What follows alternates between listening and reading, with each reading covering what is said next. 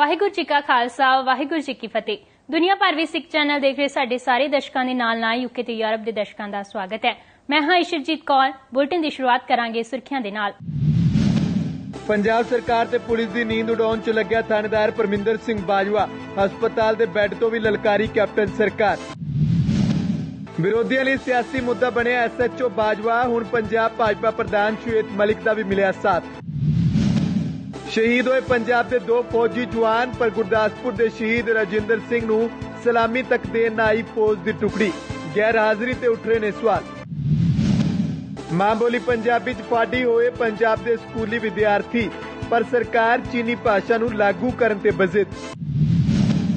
पंजाब ही नहीं विदेशों विच भी चर्चा का विषय बनिया होया SHO परमिंदर सिंह बाजवा, जिसने कैप्टन सरकार नूं हिला के रख दिता है। हस्पताल के बैड ते पिया भी SHO बाजवा सरकार ते पुलिस की नींद उड़ा रहा है।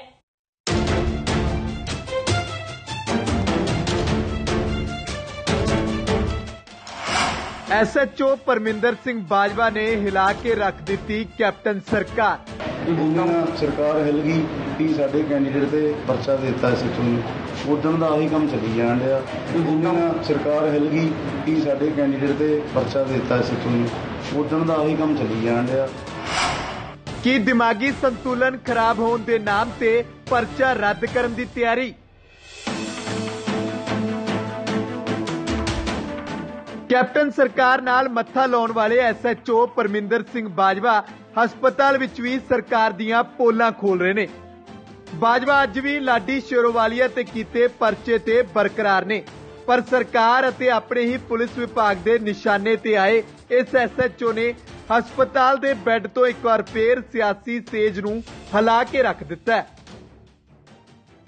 सिर्फ यह है कि मैं मौके की सरकार के कैंडीडेट से इलीगल माइनिंग ते चोरी का पर्चा दिता इलैक्शन कमीशन के ऑर्डर नाल। होर कोई वजह तो नहीं, कोई पर्सन तुहाडी गलती होवे किते? कोई नहीं। एज ए SHO फर्ज बनता सी वो मैं निभाया। कोई भी हुंदा ये हुंदे वो हुंदे कोई वो निभाउंदे, मैं निभाया।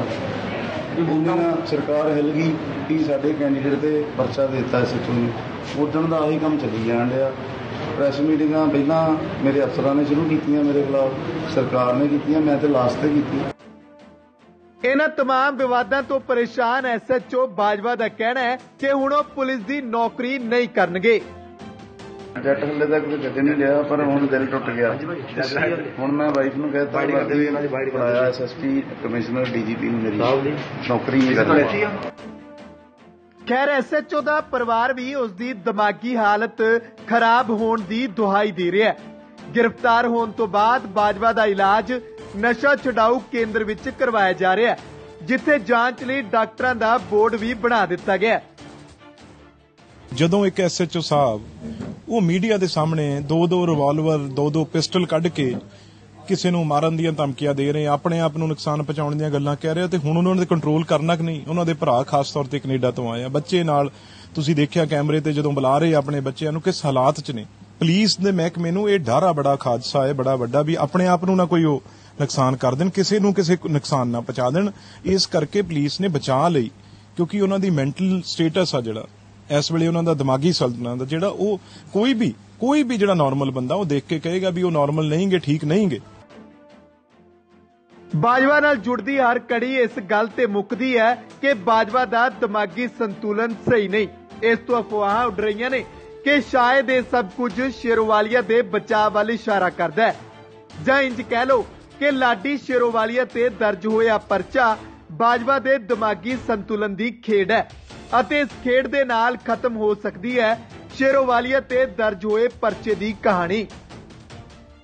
SHO बाजवा का मामला विरोधियों लिए भी सरकार नूं घेरन दा मुद्दा बनिया होया।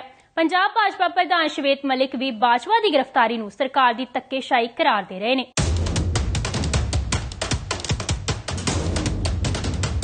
जो है पंजाब पुलिस बेहतरीन पुलिस है, क्या मनोबल रहेगा उस पुलिस का जिसके अधिकारी को प्रोत्साहित करने के बजाय दंडित किया गया है? SHO परमिंदर सिंह बाजवा की गिरफ्तारी तो बाद पंजाब भाजपा प्रधान श्वेत मलिक का कहना है कि पंजाब पुलिस कांग्रेस सरकार के दबाव हेठ काम कर रही है, जिसका खामियाजा परमिंदर सिंह बाजवा नूं भुगतना पिया। इन्ना ही नहीं, उन्होंने इल्जाम लगाउंदिआं कहा कि यह कांग्रेस सरकार का कल्चर है ਜਿਸ ਤਹਿਤ ਆਪਣਾ ਕੰਮ ਵਧੀਆ ਢੰਗ ਦੇ ਨਾਲ ਕਰਨ ਵਾਲੇ ਮੁਲਾਜ਼ਮਾਂ ਦਾ ਮਾਣ ਸਨਮਾਨ नहीं किया जाता। आज एक जो धूमिल छवि वाले व्यक्ति को उनको टिकट दे दिया है। आज जो एक पुलिस का अधिकारी, पुलिस को मैं नमन करता हूं, पुलिस जो है पंजाब पुलिस बेहतरीन पुलिस है। क्या मनोबल रहेगा उस पुलिस का जिसके अधिकारी को प्रोत्साहित करने के बजाय दंडित किया गया है? ये कांग्रेस का कल्चर है। ਇਸ ਤੋਂ ਇਲਾਵਾ ਉਹਨਾਂ ਨੇ ਕਾਂਗਰਸ ਸਰਕਾਰ ਨੂੰ ਨਸ਼ਾ ਮੁਕਤੀ, ਨਜਾਇਜ਼ ਮਾਈਨਿੰਗ ਦੇ ਮਾਮਲੇ ਤੇ ਘੇਰਿਆ ਅਤੇ ਕਿਸਾਨਾਂ ਦੀ ਕਰਜ਼ ਮੁਆਫੀ ਵਾਲੇ ਵਾਅਦੇ ਨੂੰ ਵੀ ਝੂਠਾ करार ਦਿੱਤਾ। लोगों के पेट पे प्रहार हो रहा है। मैं कैप्टन अमरिंदर सिंह जी से पूछता हूं कि गुटखा साहब हाथ में पकड़ के आपने कहा था कि पंजाब नशा मुक्त हो गया, अब 1.25 साल के बाद कब गुटखा साहब हाथ में पकड़ के ये कहोगे कि आपका वचन पूरा हुआ कि नहीं? आपने कहा था गुटखा साहब पकड़ के कि रेत बजरी का बहुत गलत व्यापार हो रहा है हमारे समय में। आज रेत बजरी में विकटें तो आपकी गिर रही हैं, चाहे वो राणा गुरजीत सिंह हो, चाहे ये लाडी शेरावाली जो उनका कैंडिडेट है वो हो। कैप्टन अमरिंदर सिंह जी ने खुद नजारा देख लिया अपनी सरकार का कि जब वो हेलीकॉप्टर से निकले तो जहां देखे वहां पे रेत बजरी का जो व्यापार है पिछले दरवाजे का वो हो रहा था। रेत बजरी के रेट 4 गुना हो गए हैं। कैप्टन साहब ये बताइए कि किसानों के जो वादा किया था 90,000 करोड़ के कर्जे माफ करेंगे, आज किसान आत्महत्या कर रहा है। थोड़ा थोड़ा कर्जा दे रहे हैं आप, जो कि कुछ प्रतिशत नहीं है, 1%, 2%। क्या आपने उस टाइम कहा था कि हम केंद्र सरकार से लाके आपका कर्जा माफ करेंगे? ਦੱਸ ਦਈਏ ਕਿ ਸ਼ਵੇਤ ਮਲਿਕ ਅੰਮ੍ਰਿਤਸਰ ਵਿਖੇ ਪਹੁੰਚੇ ਹੋਏ ਸਨ, ਜਿੱਥੇ ਉਹਨਾਂ ਨੇ ਭਾਜਪਾ ਵਰਕਰਾਂ ਦੇ ਨਾਲ ਗੱਲਬਾਤ ਕੀਤੀ ਅਤੇ 2019 ਲੋਕ ਸਭਾ ਚੋਣ ਦੇ ਲਈ ਆਪਣੀ ਕਮਰ ਕਸਣ ਦੇ ਲਈ ਕਿਹਾ। ਪੰਜਾਬ 'ਚ ਇੱਕ ਪਾਸੇ ਕੈਪਟਨ ਸਰਕਾਰ ਸਕੂਲਾਂ ਵਿੱਚ ਚਾਈਨੀਜ਼ ਭਾਸ਼ਾ ਲਾਗੂ ਕਰਨ ਜਾ ਰਹੀ ਹੈ, ਦੂਜੇ ਪਾਸੇ ਪੰਜਾਬ ਦੇ ਬੱਚੇ ਆਪਣੀ ਹੀ ਮਾਤ ਭਾਸ਼ਾ ਨੂੰ ਪੜ੍ਹਨ ਲਿਖਣ ਵਿੱਚ ਅਸਮਰਥ ਜਾਪ ਰਹੇ ਨੇ।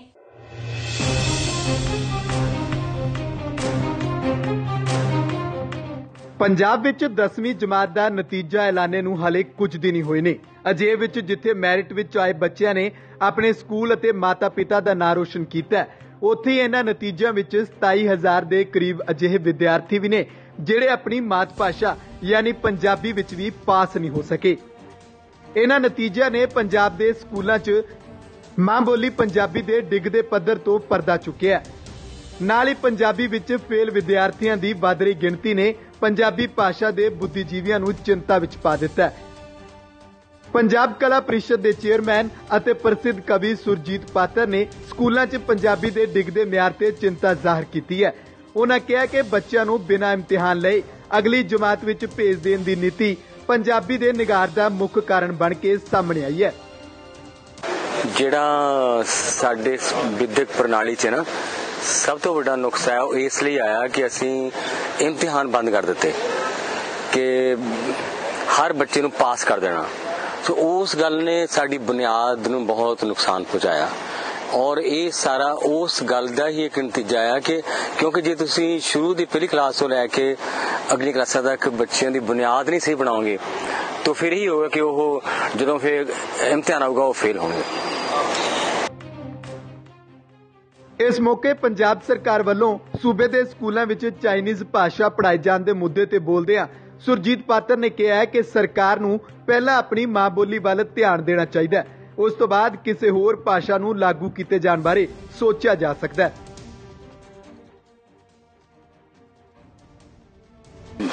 ਜਿਹੜੀ ਇੱਕ ਗੱਲ ਇਹ ਹੈ ਨਾ, ਅਸੀਂ ਇਦਾਂ ਮੰਨਦੇ ਹਾਂ ਕਿ ਭਾਸ਼ਾਵਾਂ ਜਿੰਨੀਆਂ ਮਰਜ਼ੀ ਸਿੱਖੋ, ਭਾਸ਼ਾ ਕੋਈ ਦੁਸ਼ਮਣ ਭਾਸ਼ਾ ਨਹੀਂ ਹੁੰਦੀ।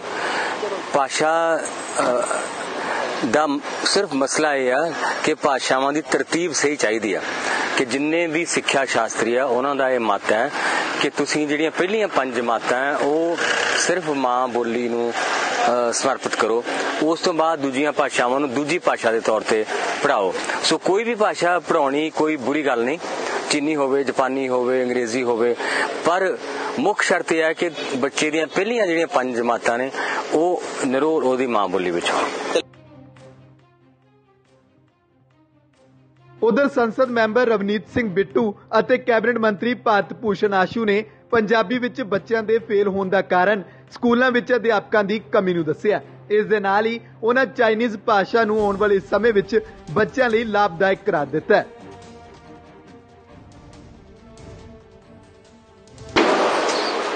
ये लैंग्वेज सीख जाएंगे और ये उनकी मर्जी है, कोई जबरदस्ती नहीं किसी ने पढ़ाना। अगर इन लैंग्वेज में वो रुचि लेते हैं तो मैं समझता हूँ जो आज मार्केट है वो वर्ल्ड वाइड दुनिया की मार्केट है, तो उसमें बच्चों को बहुत बड़ा फायदा मिलेगा। जहां तक आपने ये बात कही है अभी ठीक है, और सब्जेक्ट लाओ और लैंग्वेजेस लाओ, वो जरूरी है, कंपल्सरी है, लेकिन जो बेसिक स्टडी है उसके ऊपर से ध्यान नहीं हटना चाहिए।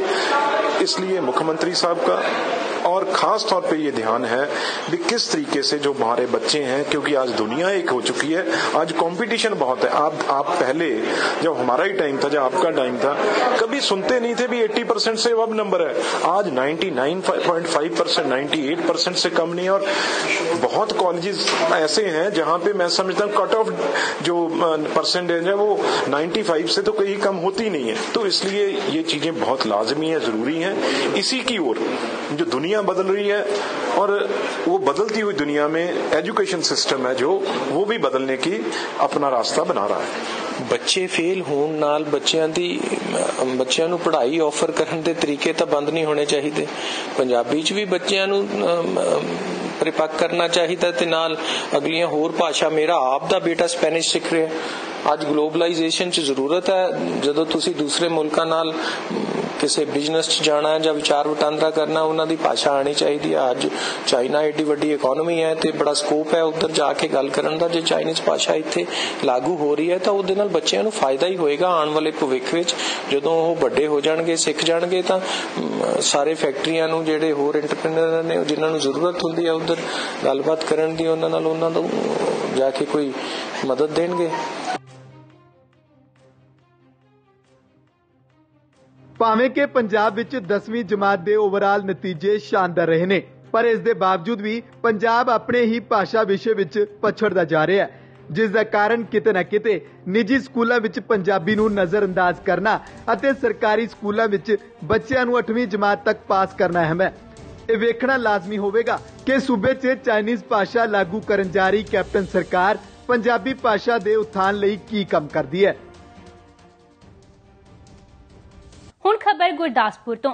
ਗੁਰਦਾਸਪੁਰ ਦੇ ਪਿੰਡ ਕੋਟ ਖਾਨ ਮੁਹੰਮਦ ਦੇ ਸ਼ਹੀਦ ਰਾਜਿੰਦਰ ਸਿੰਘ ਦੀ ਮ੍ਰਿਤਕ ਦੇਹ ਦਾ ਅੰਤਮ ਸੰਸਕਾਰ ਕੀਤਾ ਗਿਆ, ਜਿਸ ਦੌਰਾਨ ਹਰ ਅੱਖ ਨਮ ਨਜ਼ਰ ਆਈ।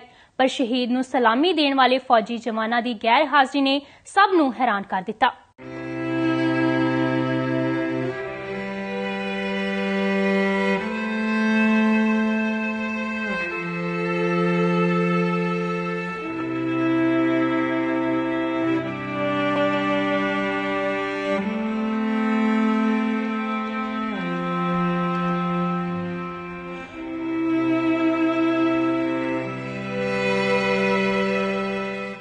ਸ਼ਹੀਦ ਆਪਣੇ ਆਪ ਵਿੱਚ ਇੱਕ ਵੱਡਾ ਰੁਤਬਾ ਹੁੰਦਾ ਹੈ ਅਤੇ ਖਾਸ ਕਰ ਜਦੋਂ ਕੋਈ ਆਪਣੇ ਦੇਸ਼ ਲਈ ਆਪਣਾ ਆਪਾ ਵਾਰ ਜਾਂਦਾ ਹੈ ਤਾਂ ਉਹ ਆਪਣੇ ਲਈ ਹਰ ਵੱਡੇ ਸਨਮਾਨ ਦਾ ਹੱਕਦਾਰ ਹੋ ਗੁਜ਼ਰਦਾ ਹੈ। ਪਰ ਸਾਡੇ ਦੇਸ਼ ਵਿੱਚ ਕਈ ਵਾਰ ਆਪਣੇ ਨਾਇਕਾਂ ਨੂੰ ਬਣਦੀ ਤਵੱਜੋ ਨਾ ਦੇਣ ਦੇ ਮਾਮਲੇ ਸਾਹਮਣੇ ਆ ਜਾਂਦੇ ਨੇ। ਤਾਜ਼ਾ ਮਾਮਲਾ ਗੁਰਦਾਸਪੁਰ ਜ਼ਿਲ੍ਹੇ ਦੇ ਪਿੰਡ ਕੋਟ ਖਾਨ ਮੁਹੰਮਦ ਦਾ ਹੈ, ਜਿੱਥੇ ਦੇ ਸ਼ਹੀਦ ਫੌਜੀ ਜਵਾਨ ਦਾ ਅੰਤਿਮ ਸੰਸਕਾਰ ਕੀਤਾ ਜਾ ਰਿਹਾ ਸੀ। ਪਰ ਇਸ ਮੌਕੇ ਨਾ ਤਾਂ ਫੌਜੀ ਟੁਕੜੀ ਸ਼ਹੀਦ ਨੂੰ ਸਲਾਮੀ ਦੇਣ ਪਹੁੰਚੀ, ਨਾ ਹੀ ਪੁਲਿਸ ਦੀ ਕਿਸੇ ਟੁਕੜੀ ਨੇ ਸ਼ਹੀਦ ਨੂੰ ਬਣਦਾ ਮਾਣ ਸਤਿਕਾਰ ਦਿੱਤਾ। ਪਿੰਡ ਵਾਲਿਆਂ ਨੇ ਕਾਦੀਆਂ ਦੇ ਵਿਧਾਇਕ ਫਤਿਹਜੰਗ ਸਿੰਘ ਬਾਜਵਾ ਦੀ ਮੌਜੂਦਗੀ 'ਚ ਸ਼ਹੀਦ ਨੂੰ ਅਲਵਿਦਾ ਕਿਹਾ। ਇਸ ਮੌਕੇ ਮਾਹੌਲ ਬੇहद ਭਾਵੁਕ ਸੀ। ਜਿਉਂ ਹੀ ਸ਼ਹੀਦ ਦੀ ਦੇਹ ਨੂੰ ਤਾਬੂਤ 'ਚੋਂ ਕੱਢਿਆ ਗਿਆ, ਪਰਿਵਾਰ ਦੇ ਹਰ ਜੀਅ ਦੀਆਂ ਤਾਹਾਂ ਨਿਕਲ ਗਈਆਂ ਅਤੇ ਆਸੇ-ਪਾਸੇ ਖੜੇ ਲੋਕਾਂ ਦੀਆਂ ਅੱਖਾਂ 'ਚੋਂ ਹੰਝੂ ਵਗਣ ਲੱਗੇ। ਸ਼ਹੀਦ ਦੇ ਭਰਾ ਨੇ ਰਾਜਿੰਦਰ ਦੀ ਸ਼ਹੀਦੀ ਤੇ ਮਾਣ ਮਹਿਸੂਸ ਕੀਤਾ। ਸਾਡਾ ਭਰਾ ਰਾਜਿੰਦਰ ਸਿੰਘ ਸ਼ਹੀਦ ਹੋ ਗਿਆ, ਸਾਨੂੰ ਮਾਣ ਆਪਣੇ ਭਰਾ ਉਸ ਦੀ ਘਾਟ ਸਾਨੂੰ ਪੂਰੀ ਉਮਰ ਮਿਲੇਗੀ, ਪਰ ਰੱਬ ਦਾ ਭਾਣਾ ਅਸੀਂ ਮਾਣ ਕਰਦੇ ਕਿ ਸਾਡਾ ਭਰਾ ਆਪਣੀ ਦੇਸ਼ ਵਾਸਤੇ ਜਾਨ ਕੁਰਬਾਨ ਕਰ ਗਿਆ। ਬਸ ਇਹਨਾਂ ਗੱਲਾਂ ਨਾਲ ਮੈਂ ਸਮਝ ਜਾ ਕਰਨਾ, ਹੋਰ ਕੁਝ ਨਹੀਂ ਮੈਂ ਕਹਿ ਸਕਦਾ। ਕਾਦੀਆਂ ਦੇ ਵਿਧਾਇਕ ਫਤਿਹਜੰਗ ਸਿੰਘ ਬਾਜਵਾ ਨੇ ਜਿੱਥੇ ਸ਼ਹੀਦ ਦੇ ਪਰਿਵਾਰ ਨੂੰ ਹਰ ਸੰਭਵ ਮਦਦ ਦੇਣ ਦਾ ਭਰੋਸਾ ਦਿੱਤਾ, ਉੱਥੇ ਹੀ ਉਹਨਾਂ ਸ਼ਹੀਦ ਦੇ ਅੰਤਿਮ ਸੰਸਕਾਰ ਮੌਕੇ ਫੌਜੀ ਟੁਕੜੀ ਨਾ ਪਹੁੰਚਣ ਨੂੰ ਮੰਦਭਾਗਾ ਦੱਸਿਆ। ਅੱਜ ਬਹੁਤ ਹੀ ਅਤਿਅੰਤ ਦੁਖੀ ਹਿਰਦੇ ਦੇ ਨਾਲ ਸਾਰੇ ਇੱਥੇ ਪਿੰਡ ਕੋਟ ਖਾਨ ਮੁਹੰਮਦ ਦੇ ਸਾਰੇ ਵੀਰ ਆਪਣੇ ਬਹੁਤ ਹੀ ਪਿਆਰੇ ਰਾਜਿੰਦਰ ਸਿੰਘ ਮਨਹਾਸ ਨੂੰ ਅੱਜ ਮਿਸ ਕਰ ਰਹੇ ਆ। जिद्दां कहा जाता भी वतन पे मिटने वालों का ये एक निशान है जिहड़ा कि किस्मत वाले नूं मिलदा। अज चला गया साडा भरा, पर जिहड़ा तिरंगे 'च लेट के आंदा ना उहदी गल ही कुछ होर हुंदी है। वतन ते जिहड़े बंदे अपनी जान दिंदे आ, देश लई जान दिंदे आ, उस नूं लोग रहिंदी दुनिया तक याद करते हैं। कोई किसी का गेट बनता है, कोई किसी की याद विच पिंडां दे विच उन्हां दी जगह बनती है। तो असी भी चला गया साडे कोल रजिंदर, असी कर कुछ नहीं सकते, परिवार दे नाल दुख ही साझा कर सकते हैं, पर साडा जो फर्ज बनता है वो असी पूरा बाखूबी फर्ज नूं निभावांगे और रजिंदर दी याद दे विच इस पिंड दे विच एक यादगार बनावांगे और उन्हां दे बच्चों की देख रेख लई सरकार कोलों भी जो मदद होएगी वो असी मदद जरूर लैके देवांगे। बदकिस्मती की गल है, मैं समझना ये जरूर होना चाहिए। यूनिट के बंदे का आना फर्ज बनता सी। सरकार वालों तहसीलदार साहब आए ने, मैं हाजिर होया, पर इहदे नाल मलम तुहाडी गल बिल्कुल ठीक है, जिहड़ियां कुछ घाटा ने ये जरूर असी अपनी गवर्नमेंट दी ध्यान च लियावांगे। दूजे पासे शहीद दी मृतक देह लियाउण वाले सूबेदार राम सिंह ने कहा कि उन्हां नूं सिर्फ रजिंदर सिंह दी मृतक देह लियाउण दा काम दिता सी, इस तो वध उन्हां नूं कुछ नहीं पता। मतलब सर हम ऐसे थे, दूर से हम आए, हमको डेड बॉडी जो है इसमें क्या बोलते हैं पैक किया, पोस्टमार्टम किया हुआ मिला। अब आगे क्या हुआ मैं कुछ नहीं बता सकता, ये हमको कहानी पता नहीं है, क्योंकि हम बोल नहीं सकते ना उस चीज़ को, जो हमारे से हुआ नहीं तो उस कहानी को बोल नहीं सकते। आपको क्या लगता है क्या हुआ है? सर अब मैं क्या बता सकता हूँ, मैं कुछ नहीं बोल सकता। क्या बात है कि एक सैनिक जो शहीद हुआ है उसके साथ कोई फौज की सलामी नहीं हुई या कोई अधिकारी नहीं पहुंचा? सर अब इसके बारे में मैं क्या बता सकता हूँ। काबले गौर है कि रजिंदर असम विच बोडो अतवादियों की गोली का शिकार हो गया सी। तकरीबन 17 साल पहला वो 28 असम रैजीमेंट विच भर्ती होया सी। अपने पिछे पत्नी ते 2 बच्चों नूं छड़ गया, पर जिस तरीके रजिंदर सिंह दी मृतक देह पिंड पहुंची अते फौजी टुकड़ी सलामी देण लई नहीं पहुंची, उस तो यह सवाल खड़ा हुंदा है कि आखिरकार रजिंदर सिंह दी मौत किस तरीके हुई अते की फौज कुछ छुपाउणा चाहुंदी है।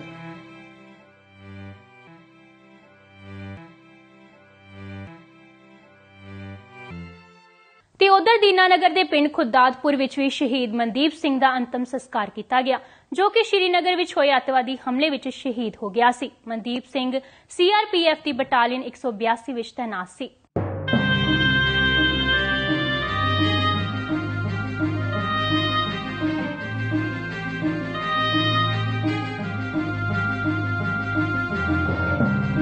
ਬਟਾਲੀਅਨ ਦੇ ਜਵਾਨਾਂ ਦੇ ਵੱਲੋਂ ਸ਼ਹੀਦ ਨੂੰ ਅੰਤਿਮ ਮੌਕੇ ਸਲਾਮੀ ਦਿੱਤੀ ਗਈ। ਉੱਥੇ ਹੀ ਬਟਾਲੀਅਨ ਦੇ ਅਧਿਕਾਰੀਆਂ ਦਾ ਕਹਿਣਾ ਸੀ ਕਿ ਅੱਤਵਾਦੀ ਹਮਲੇ ਦਾ ਉਹਨਾਂ ਦੇ ਜਵਾਨ ਨੇ ਡਟ ਕੇ ਮੁਕਾਬਲਾ ਕੀਤਾ ਅਤੇ ਇਸੇ ਮੁਕਾਬਲੇ ਦੇ ਦੌਰਾਨ ਮਨਦੀਪ ਕੁਮਾਰ ਨੂੰ ਗੋਲੀ ਲੱਗੀ ਅਤੇ ਮਨਦੀਪ ਕੁਮਾਰ ਸ਼ਹਾਦਤ ਦਾ ਜਾਮ ਪੀ ਗਿਆ। ਉਹਨਾਂ ਦਾ ਕਹਿਣਾ ਸੀ ਕਿ ਮਨਦੀਪ ਸਿੰਘ ਦੀ ਸ਼ਹਾਦਤ ਨੂੰ ਕਦੇ ਵੀ ਨਹੀਂ ਭੁਲਾਇਆ ਜਾਵੇਗਾ। ਇਸ ਮੌਕੇ ਜ਼ਿਲ੍ਹਾ ਪ੍ਰਸ਼ਾਸਨਿਕ ਅਧਿਕਾਰੀ SDM ਸਕੱਤਰ ਸਿੰਘ ਪਲ ਦਾ ਕਹਿਣਾ ਸੀ ਕਿ ਸ਼ਹੀਦ ਦੇ ਪਰਿਵਾਰ ਨੂੰ ਮਿਲਣ ਵਾਲੀ ਹਰ ਸਰਕਾਰੀ ਸਹੂਲਤ ਦਿੱਤੀ ਜਾਵੇਗੀ। ਉੱਥੇ ਹੀ ਸ਼ਹੀਦ ਮਨਦੀਪ ਸਿੰਘ ਦੀ ਮਾਂ ਨੇ ਆਪਣੇ ਬੇਟੇ ਦੀ ਸ਼ਹਾਦਤ ਤੇ ਮਾਣ ਮਹਿਸੂਸ ਕਰਦੇ ਹੋਏ ਕਿਹਾ ਕਿ ਉਹਨਾਂ ਦੇ ਇਕਲੌਤੇ ਬੇਟੇ ਨੇ ਦੇਸ਼ ਦੀ ਖਾਤਰ ਆਪਣਾ ਬਲੀਦਾਨ ਦਿੱਤਾ ਹੈ ਅਤੇ ਉਹਨਾਂ ਨੂੰ ਆਪਣੇ ਬੇਟੇ ਦੇ ਇਸ ਬਲੀਦਾਨ ਤੇ ਫਖਰ ਹੈ। ਤੁਹਾਨੂੰ ਦੱਸ ਦਈਏ ਕਿ ਸ਼ਹੀਦ ਮਨਦੀਪ ਕੁਮਾਰ ਆਪਣੇ ਮਾਂ-ਬਾਪ ਦਾ ਇਕਲੌਤਾ ਬੇਟਾ ਸੀ ਅਤੇ 10 ਦਿਨ ਪਹਿਲਾਂ ਛੁੱਟੀ ਕੱਟ ਕੇ ਜਾਂਦੇ ਸਮੇਂ ਉਹ ਆਪਣੇ ਮਾਤਾ-ਪਿਤਾ ਨੂੰ ਕਹਿ ਕੇ ਗਿਆ ਸੀ ਕਿ ਅਗਲੀ ਛੁੱਟੀ ਤੋਂ ਬਾਅਦ ਵਿਆਹ ਕਰਵਾ ਲਵੇਗਾ। ਇਸੇ ਲਈ ਉਹ ਆਪਣਾ ਨਵਾਂ ਘਰ ਵੀ ਬਣਾ ਰਿਹਾ ਸੀ, ਲੇਕਿਨ ਇਸੇ ਦਰਮਿਆਨ ਉਸ ਦੇ ਸ਼ਹੀਦ ਹੋਣ ਦੀ ਖਬਰ ਉਸ ਦੇ ਘਰ ਪਹੁੰਚ ਗਈ, ਜਿਸ ਦੇ ਚੱਲਦੇ ਬੇਟੇ ਦੇ ਵਿਆਹ ਨੂੰ ਲੈ ਕੇ ਸੰਜੋਏ ਗਏ ਸੁਪਨੇ ਮਾਤਾ-ਪਿਤਾ ਦੇ ਦਿਲ ਦੇ ਅੰਦਰ ਹੀ ਰਹਿ ਗਏ। ਜ਼ਿਲ੍ਹਾ ਰੂਪਨਗਰ ਦੇ ਵਿਧਾਇਕ ਅਮਰਜੀਤ ਸਿੰਘ ਸੰਦੋਆ ਨੇ ਆਪਣੇ ਜ਼ਿਲ੍ਹੇ ਦੇ ਪ੍ਰਸ਼ਾਸਨ ਖਿਲਾਫ ਹੀ ਮੋਰਚਾ ਖੋਲ੍ਹ ਦਿੱਤਾ ਹੈ। ਸੰਦੋਆ ਨੇ ਡਿਪਟੀ ਕਮਿਸ਼ਨਰ ਗੁਰਨੀਤ ਤੇਜ ਤੇ ਗੰਭੀਰ ਇਲਜ਼ਾਮ ਲਾਉਂਦਿਆਂ ਉਹਨਾਂ ਨੂੰ ਭ੍ਰਿਸ਼ਟਾਚਾਰ 'ਚ ਲਿਪਤ ਦੱਸਿਆ। ਹੋਰ ਕੀ ਕੁਝ ਕਿਹਾ ਸੰਦੋਆ ਨੇ, ਤੁਸੀਂ ਵੀ ਵੇਖੋ ਸਾਡੀ ਖਾਸ ਰਿਪੋਰਟ ਵਿੱਚ। ਸੀਸ ਭੇਟ ਦੇਵੋ, ਸੀਸ ਭੇਟ ਦੇਵੋ, ਸਤਿਗੁਰ ਆ ਗਏ, ਸੀਸ ਭੇਟ ਦੇਵੋ, ਸੀਸ ਭੇਟ ਦੇਵੋ, ਜੇ ਸਤਿਗੁਰ ਸਾਹਿਬ साचे भावे सतगुर साचे भावे सतगुर आगे शीस भेट देवो शीस भेट देवो सतगुर आगे शीस भेट देवो शीस भेट देवो।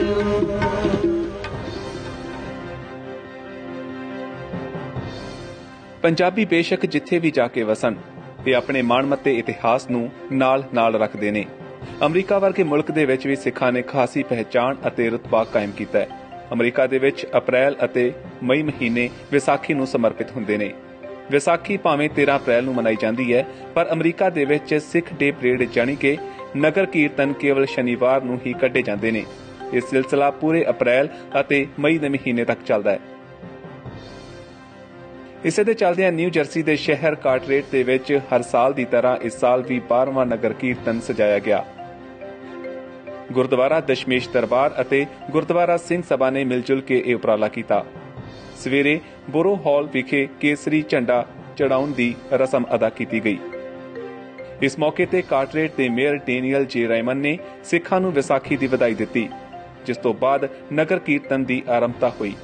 ਇਸ ਮੌਕੇ ਸ੍ਰੀ ਗੁਰੂ ਗ੍ਰੰਥ ਸਾਹਿਬ ਜੀ ਦੀ ਛਤਰ ਛਾਇਆ ਹੇਠ 5 ਪਿਆਰਿਆਂ ਦੀ ਅਗਵਾਈ ਦੇ ਵਿੱਚ ਵੱਡੀ ਗਿਣਤੀ ਦੇ ਵਿੱਚ ਸਿੱਖ ਸੰਗਤਾਂ ਨੇ ਨਗਰ ਕੀਰਤਨ ਦੇ ਵਿੱਚ ਸ਼ਿਰਕਤ ਕੀਤੀ। ਕਈ ਲੋਕਲ ਸੰਸਥਾਵਾਂ ਨੇ ਇਸ ਮੌਕੇ ਤੇ ਲੰਗਰ ਸਜਾਏ ਹੋਏ ਸਨ, ਜਿੱਥੇ ਅਮਰੀਕਨ ਲੋਕ ਇਸ ਮੌਕੇ ਤੇ ਰੰਗ ਬਿਰੰਗੀਆਂ ਪੱਗਾਂ ਦੇਖ ਕੇ ਅਲੌਕਿਕ ਨਜ਼ਾਰੇ ਦਾ ਆਨੰਦ ਮਾਣ ਰਹੇ ਸਨ। ਉੱਥੇ ਨਾਲ ਹੀ ਉਹਨਾਂ ਬਾਬੇ ਨਾਨਕ ਦਾ ਲੰਗਰ ਵੀ ਛਕਿਆ। ਨਗਰ ਕੀਰਤਨ ਦੇ ਵਿੱਚ ਪਹੁੰਚੀ ਸਿੱਖ ਸੰਗਤ ਅਤੇ ਅਹਿਮ ਸ਼ਖਸੀਅਤਾਂ ਨੇ ਆਪਣੇ ਵਿਚਾਰ ਇਸ ਤਰ੍ਹਾਂ ਪ੍ਰਗਟ ਕੀਤੇ। ਵਾਹਿਗੁਰੂ ਜੀ ਕਾ ਖਾਲਸਾ, ਵਾਹਿਗੁਰੂ ਜੀ ਕੀ ਫਤਿਹ। ਸਭ ਤੋਂ ਪਹਿਲਾਂ ਮੈਂ ਅੱਜ ਦੇ ਸ਼ੁਭ ਦਿਹਾੜੇ ਤੇ ਲੋਕਲ ਵਸਦੇ ਸਿੱਖਾਂ ਨੂੰ ਤੇ ਇੰਟਰਨੈਸ਼ਨਲ ਸਿੱਖ ਕਮਿਊਨਿਟੀ ਨੂੰ ਖਾਲਸੇ ਦੇ ਸਿਰਜਣਾ ਦਿਵਸ ਤੇ ਵਧਾਈ ਦਿੰਦਾ। ਔਰ ਉਹਦੇ ਨਾਲ ਮੈਂ ਇਹ ਵੀ ਮੈਸੇਜ ਜ਼ਰੂਰ ਕਨਵੇ ਕਰਨਾ ਚਾਹੁੰਦਾ ਕਿ ਜਿਸ ਟਾਊਨ ਦੇ ਵਿੱਚ ਅਸੀਂ ਰਹਿ ਰਹੇ ਹਾਂ, ਇੱਥੇ ਡਾਇਵਰਸਿਟੀ ਹੈਗੀ ਆ, ਅਲੱਗ-ਅਲੱਗ ਕੌਮਾਂ ਸਾਡੀ ਇੱਥੇ ਵਸਦੀਆਂ ਹੈਗੀਆਂ ਵਾ, ਪਰ ਇਸ ਟਾਊਨ ਦੀ ਜਿਹੜੀ ਲੀਡਰਸ਼ਿਪ ਹੈਗੀ ਆ ਉਹ ਐਕਨੋਲਜ ਕਰਦੀ ਹੈ, ਸਪੋਰਟ ਕਰਦੀ ਹੈ ਡਾਇਵਰਸਿਟੀ ਨੂੰ। ਇਹੀ ਕਾਰਨ ਆ ਕਿ ਸਿੱਖ ਪਿਛਲੇ ਤਕਰੀਬਨ 10 ਸਾਲਾਂ ਤੋਂ ਕਾਰਟਰੇਟ ਦੇ ਸਿਟੀ ਹਾਲ ਦੇ ਵਿੱਚ ਫਲੈਗ ਰੇਜ ਸੈਰੇਮਨੀ ਦੇ ਵਿੱਚ ਸੈਰੇਮਨੀ ਕਰਦੇ ਹੈਗੇ ਆ ਔਰ ਆਪਣੀ ਇਸ ਆਜ਼ਾਦੀ ਦਾ ਤੇ ਆਪਣੇ ਰਾਈਟਸ ਦਾ ਜਿਹੜਾ ਨਿੱਘ ਮੰਨਦੇ ਆ ਇਸ ਸ਼ਹਿਰ ਦੇ ਵਿੱਚ। ਔਰ ਸਾਨੂੰ ਸਾਡੀ ਕਮਿਊਨਿਟੀ ਵਾਸਤੇ ਬਹੁਤ ਹੀ ਸ਼ਲਾਘਾਯੋਗ ਕਦਮ ਆ। ਔਰ ਸਿੱਖ ਕਮਿਊਨਿਟੀ ਇਸ ਟਾਊਨ ਦੇ ਵਿੱਚ ਜੋ ਚਾਹੇ ਉਹ ਕਰ ਸਕਦੀ ਆ, ਪਰ ਸ਼ਰਤ ਇਹ ਆ ਕਿ ਇਹਨਾਂ ਨੂੰ ਥੋੜਾ ਜਿਹਾ ਸੋਚ ਤੋਂ ਕੰਮ ਲੈਣਾ ਹੋਏਗਾ ਕਿ ਆਉਣ ਵਾਲੇ ਸਮੇਂ ਦੇ ਵਿੱਚ ਇਹ ਕੀ ਅਚੀਵ ਕਰ ਸਕਦੇ ਆ ਔਰ ਕਿਸ ਡਾਇਰੈਕਸ਼ਨ ਦੇ ਵਿੱਚ ਇਹਨਾਂ ਨੇ ਜਾਣਾ ਹੈਗਾ। ਇਹਦੇ ਬਾਰੇ ਜ਼ਰੂਰ ਸਾਡੀ ਸਿੱਖ ਲੀਡਰਸ਼ਿਪ ਹੈ, ਚਾਹੇ ਸਿੱਖ ਕਮਿਊਨਿਟੀ ਆ, ਸਿੱਖ ਸੰਸਥਾਵਾਂ ਹੈਗੀਆਂ, ਜਿੰਨੀਆਂ ਵੀ ਐਸੋਸੀਏਸ਼ਨ ਹੈਗੀਆਂ, ਐਟਲੀਸਟ ਇਹਨਾਂ ਨੂੰ ਇਸ ਗੱਲ ਦੇ ਉੱਤੇ ਜ਼ਰੂਰ ਜ਼ੋਰ ਦੇਣਾ ਚਾਹੀਦਾ ਵੀ ਅਸੀਂ ਕਿਸ ਡਾਇਰੈਕਸ਼ਨ ਨੂੰ ਜਾ ਰਹੇ ਹਾਂ ਔਰ ਕਿਸ ਡਾਇਰੈਕਸ਼ਨ ਨੂੰ ਅਸੀਂ ਜਾ ਸਕਦੇ ਹਾਂ ਕਿ ਜਿੰਨੇ ਕਿ ਸਾਡੇ ਇੱਥੇ ਰਾਈਟਸ ਹੈਗੇ ਸਿੱਖ ਕਮਿਊਨਿਟੀ ਨੂੰ। ਇਹਨਾਂ ਸ਼ਬਦਾਂ ਨਾਲ ਮੈਂ ਸਾਰੀ ਸਿੱਖ ਨੂੰ ਅੱਜ ਦੇ ਸ਼ੁਭ ਦਿਹਾੜੇ ਤੇ ਵਧਾਈ ਦਿੰਦਾ। ਵਾਹਿਗੁਰੂ ਜੀ ਕਾ ਖਾਲਸਾ, ਵਾਹਿਗੁਰੂ ਜੀ ਕੀ ਫਤਿਹ। ਹਾਂਜੀ, ਖਾਲਸਾ ਵਾਹਿਗੁਰੂ ਜੀ ਕੀ ਫਤਿਹ। ਸਭ ਤੋਂ ਪਹਿਲਾਂ ਤਾਂ ਸਾਹਿਬ ਕਮਾਲ ਗੁਰੂ ਗੋਬਿੰਦ ਸਿੰਘ ਪਾਤਸ਼ਾਹ ਸਰਬੰਸ ਸਦਾਨੀ ਦੇ ਪ੍ਰਗਟ ਕੀਤੇ ਖਾਲਸਾ ਸਾਜਨਾ ਦਿਵਸ ਦੀ ਜਿੱਥੇ ਕਿਤੇ ਵੀ ਨਾਨਕ ਨਾਮ ਲੈਵਾ ਸਿੱਖ ਸੁਣਦਾ ਹੈ, ਬੈਠਾ ਹੈ, ਦੇਖਦਾ ਹੈ, ਉਹਨੂੰ ਸਭ ਲੱਖ ਲੱਖ ਵਧਾਈ ਦਿੱਤੀ ਜਾਂਦੀ ਹੈਗੀ। ਕਾਰਟਰੇਟ ਦੀ ਪਰੇਡ ਜਿਹੜੀ 12 ਸਾਲ ਤੋਂ ਪਹਿਲਾਂ ਸ਼ੁਰੂ ਹੋਈ ਸੀਗੀ, ਅੱਜ 12ਵੀਂ ਵਾਰ ਨਗਰ ਕੀਰਤਨ ਨਿਕਲਿਆ ਹੈ ਕਾਰਟਰੇਟ ਦੇ ਵਿੱਚ। ਔਰ ਬਾਰੋ ਹਾਲ ਦੇ ਵਿੱਚ ਨਿਸ਼ਾਨ ਸਾਹਿਬ ਚੜਾਇਆ ਜਾਂਦਾ ਹਰ ਸਾਲ। ਨਿਸ਼ਾਨ ਸਾਹਿਬ ਚੜਾਉਣ ਤੋਂ ਉਪਰੰਤ ਸਤਿਗੁਰਾਂ ਦੀ ਅਗਵਾਈ ਹੇਠ, ਗੁਰੂ ਗ੍ਰੰਥ ਸਾਹਿਬ ਜੀ ਦੀ ਅਗਵਾਈ ਹੇਠ ਨਗਰ ਕੀਰਤਨ ਸ਼ੁਰੂ ਹੁੰਦਾ। ਔਰ ਅੱਜ ਦਾ ਨਗਰ ਕੀਰਤਨ ਜਿਹੜਾ ਹੈਗਾ ਬਹੁਤ ਹੀ ਸਕਸੈਸਫੁਲ ਹੋਇਆ। ਬੜੇ ਸਤਿਗੁਰਾਂ ਦੀ ਬਖਸ਼ੀ ਕਿਰਪਾ ਹੋਈ ਹੈਗੀ। ਮੈਂ ਸਮਝਦਾ ਕਿ 10 ਤੋਂ 12,000 ਦੇ ਕਰੀਬ ਸੰਗਤਾਂ ਨੇ ਪਾਰਟੀਸਪੇਟ ਕੀਤਾ। ਇਸ ਦੇ ਨਾਲ ਜੋ ਅਸੀਂ ਨਗਰ ਕੀਰਤਨ ਕੱਢਦੇ ਹਾਂ, ਇਹਦੇ ਨਾਲ ਜਿਹੜੀਆਂ ਦੂਸਰੀਆਂ ਕਮਿਊਨਿਟੀਆਂ ਨੂੰ ਵੀ ਇਹ ਇੱਕ ਮੈਸੇਜ ਪਹੁੰਚਦਾ ਹੈ, ਉਹਨੂੰ ਪਤਾ ਲੱਗਦਾ ਹੈ ਕਿ ਸਿੱਖ ਕੌਣ ਹਨ। ਕਿਉਂਕਿ 1984 ਤੋਂ ਬਾਅਦ ਜਾਂ 9/11 ਤੋਂ ਬਾਅਦ ਸਾਨੂੰ ਕਾਫੀ ਇੱਥੇ ਪ੍ਰੋਬਲਮ ਆਈਆਂ ਔਰ ਇਹਦੇ ਨਾਲ ਫਿਰ ਅਸੀਂ ਇਹ ਜਿਹੜਾ ਉਪਰਾਲਾ ਕੀਤਾ ਸਾਡੀ ਸਿੱਖ ਲੀਡਰਸ਼ਿਪ ਨੇ ਕਿ ਨਗਰ ਕੀਰਤਨਾਂ ਦੇ ਰੂਪ ਦੇ ਵਿੱਚ ਦੂਸਰੀਆਂ ਕਮਿਊਨਿਟੀਆਂ ਨੂੰ ਸੰਦੇਸ਼ ਪਹੁੰਚਾਇਆ ਜਾਏ, ਦੱਸਿਆ ਜਾਏ ਕਿ ਅਸੀਂ ਕੌਣ ਹਾਂ, ਅਸੀਂ ਮਿਲਣਾ ਦੇ ਵਾਲੇ ਨਹੀਂ ਹਾਂ, ਅਸੀਂ ਤਾਂ ਸਿੱਖ ਇੱਕ ਆਪਣੀ ਕੌਮ ਹੈ। ਤੋ ਇਹਦੇ ਨਾਲ ਬਹੁਤ ਹੀ ਲੋਕਾਂ ਨੂੰ ਇਸ ਗੱਲ ਦਾ ਜਿਹੜਾ ਪਤਾ ਲੱਗਦਾ ਹੈ। ਵਾਹਿਗੁਰੂ ਜੀ ਕਾ ਖਾਲਸਾ ਵਾਹਿਗੁਰੂ ਜੀ ਕੀ ਫਤਿਹ। ਅੱਜ ਜੋ ਤੁਸੀਂ ਖਾਲਸਾ ਸਥਾਪਨਾ ਦਿਵਸ ਤੇ ਕਾਰਗਿਲ ਦੀ ਧਰਤੀ ਤੇ ਖਾਲਸਾ ਸਥਾਪਨਾ ਦਿਵਸ ਨੂੰ ਸਮਰਪਿਤ ਸਿੱਖ ਡੇ ਪਰੇਡ ਹਰ ਸਾਲ ਦੀ ਤਰ੍ਹਾਂ ਕੱਢ ਰਹੇ ਹੋ। ਇਹ ਅੱਜ ਖਾਲਸੇ ਦੀਆਂ ਪ੍ਰਾਪਤੀਆਂ ਹਨ ਜੋ ਧੰਨ ਧੰਨ ਸ੍ਰੀ ਗੁਰੂ ਗੋਬਿੰਦ ਸਿੰਘ ਜੀ ਨੇ ਖਾਲਸਾ ਪੰਥ ਸਾਜਿਆ ਸੀ। ਅੱਜ ਉਸ ਦੇ ਵੀ ਤੁਸੀਂ ਦੇਖ ਰਹੇ ਹੋ ਕਿ ਜਿਹੜੀ ਇਹ ਸਿੱਖੀ ਹੈ ਕਿਸ ਤਰ੍ਹਾਂ ਸਿੱਖੀ ਪ੍ਰਫੁੱਲਤ ਹੋ ਰਹੀ ਹੈ। ਕਈ ਵਾਰੀ ਅਸੀਂ ਸੋਚਦੇ ਸਾਂ ਕਿ ਸਾਨੂੰ ਕੋਈ ਅਮਰੀਕਾ ਜਾਂ ਬਾਹਰਲੀਆਂ ਧਰਤੀਆਂ ਤੇ ਵੀ ਸਿੱਖ ਵੀਰ ਮਿਲਣਗੇ ਕਿ ਪੱਗਾਂ ਸਜਾ ਕੇ ਔਰ ਆਪਣੇ ਦਾੜੀ ਪ੍ਰਕਾਸ਼ ਕਰਕੇ। ਤੁਸੀਂ ਅੱਜ ਖੁਦ ਮੀਡੀਆ ਰਾਹੀਂ ਦੇਖ ਰਹੇ ਹੋ ਕਿ ਕਿਸ ਤਰ੍ਹਾਂ ਹਜ਼ਾਰਾਂ ਦੀ ਗਿਣਤੀ ਵਿੱਚ ਕਾਰਗਿਲ ਦੀ ਧਰਤੀ ਤੇ ਖਾਲਸਾ ਸਥਾਪਨਾ ਦਿਵਸ ਨੂੰ ਸਮਰਪਿਤ ਸਿੱਖ ਡੇ ਪਰੇਡ ਕੱਢੀ ਗਈ ਹੈ। ਇਸ ਵਿੱਚ ਜਿੰਨੀਆਂ ਵੀ ਸੰਗਤਾਂ ਨੇ ਹਿੱਸਾ ਲਿਆ ਹੈ ਵਧਾਈ ਦੀਆਂ ਪਾਤਰ ਹਨ।